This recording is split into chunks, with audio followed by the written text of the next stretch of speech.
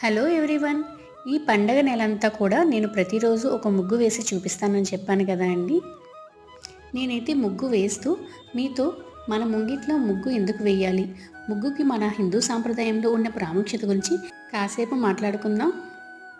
మన పెద్దవాళ్ళు కోడి కూతతో నిద్రలేచి వాకిలుడ్చి పేడ నీటితో కల్లాపు చల్లి బియ్యం పిండితో ముంగిట్లో అందంగా ముగ్గులు వేసేవారు.